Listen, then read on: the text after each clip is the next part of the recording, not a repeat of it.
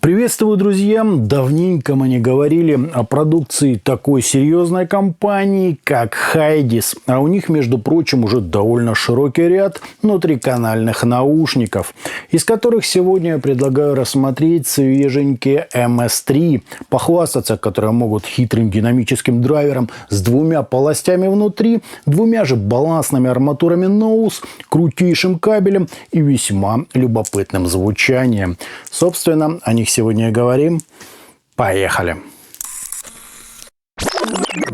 Пришла модель в небольшой черной коробке с изображением самих героев обзора, логотипом пройденной HRS аудиосертификации и перечнем их технических характеристик, где важно отметить наличие 10-мм динамика и сдвоенного арматурного излучателя Nose 31736, что в сумме дает 18 Ом импеданса при чувствительности 112 дБ.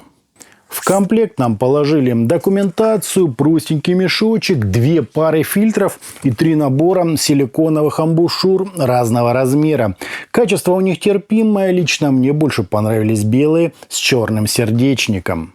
А вот на кабель явно не поскупились. Плотный витой в приятной гибкой оплетке с акульями плавниками близ-коннекторов и сопротивлением на каждый жил равным всего 13 Ома. На выбор можно взять наушники с классическим штекером на 3,5 мм или балансным на 4,4 мм. Сами чашечки выполнены из авиационного алюминия и оформлены в медно-черных тонах. Из важного здесь 2 отверстия для компенсации, интересная такая текстура внешней части и средний по габаритам звуковод, бортик которого, кстати, выполняет роль сменного фильтра. Из коробки нам установили медные, однако в наборе идут еще красные и серебристые. Смотрятся наушники действительно круто, сидят удобно, да и к звукоизоляции лично у меня вопросов нет. Вот так, друзья, это все и выглядит.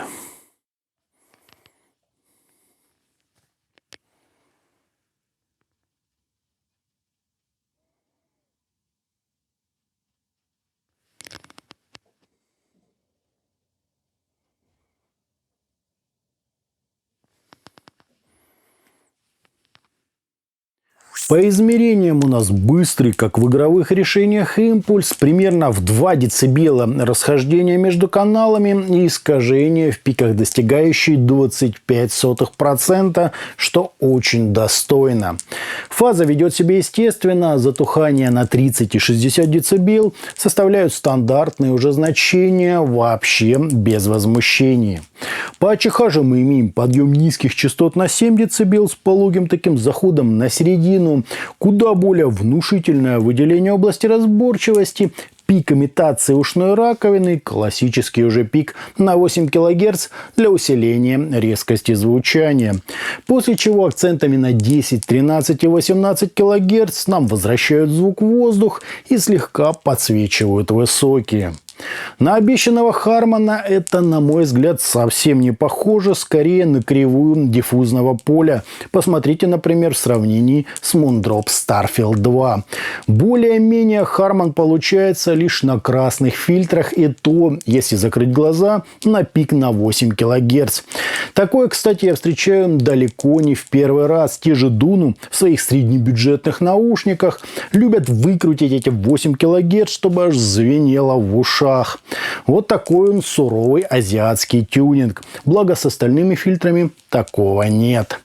Ну и насадки, если судить по графикам, дают почти идентичный результат, за исключением самого верха диапазона.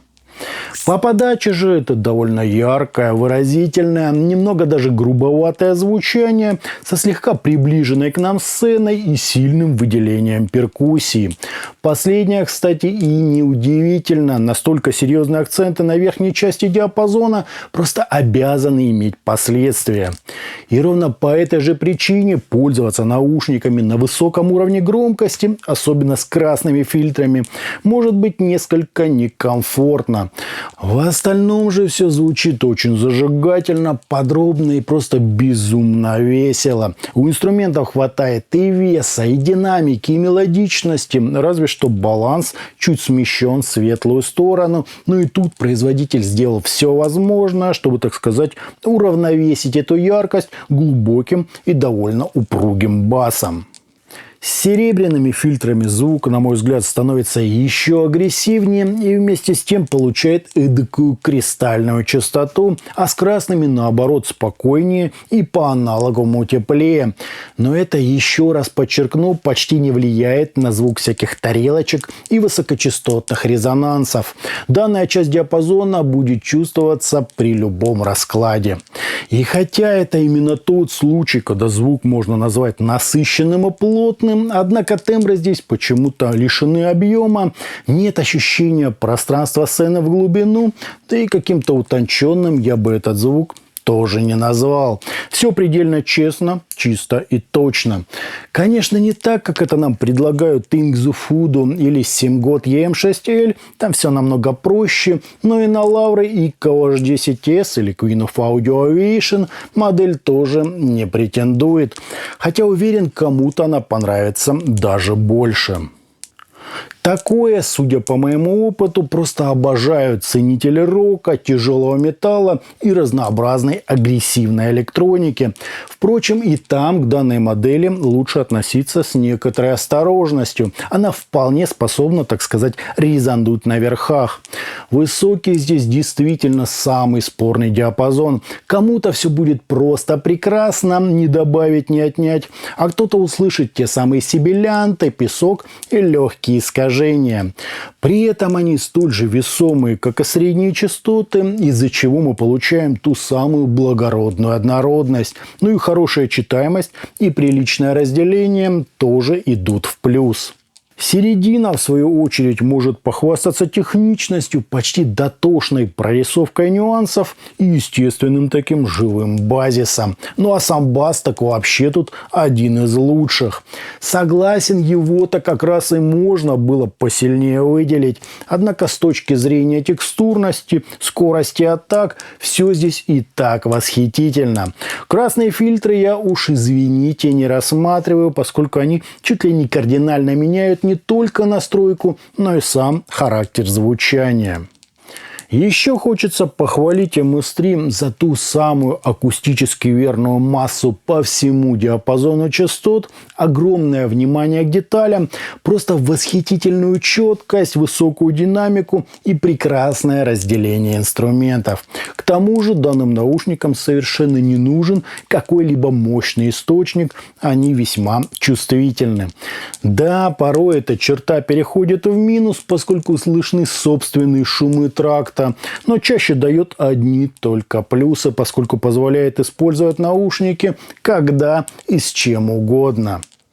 По стилистике, увы, не все так однозначно. Громко на них лучше не слушать. Для оркестра они не годятся в силу ограничений по сцене, а гаражные записи могут прямо сильно ярчить.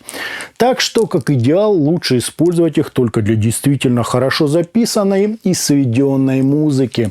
Ну и для игр они тоже просто превосходны. Все даже самые легкие шаги как на ладони и очень точное позиционирование. Редко что-то рекомендую для игр, и вот это самое оно. В сухом остатке не без вопросов, но все безумно эмоционально, технично и прямо супер драйвово. Итогом гибридные наушники Hydis MS-3 способны порадовать нас своим сверхмалым весом, стильным дизайном, прекрасным кабелем из комплекта и возможностью подкрутить звук одним из 3 видов фильтров и 3 же типов насадок. По настройке я скорее не соглашусь. С медными и серебряными фильтрами мы получаем кривую диффузного поля, и только с красными это хоть как-то похоже на Harman 2016 года. И здесь же сразу укажу самый спорный момент модели – заметное выделение высоких частот.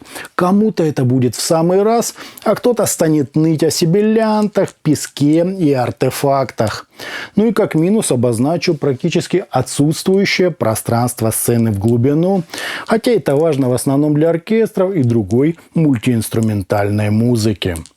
В остальном же одни только плюсы. Высокая техничность, выразительность, отличная мелодика, собранность, прекрасная передача эмоций и чуть ли не идеальная прорисовка нюансов. Да, не совсем однозначная получилась модель, но со своими, так сказать, характером и достоинствами. А у меня на этом все. Это были наушники Hydis MS3. Не забывайте, что у нас есть группы ВКонтакте и Телеграме. Подписывайтесь на них. Всем, друзья, добра!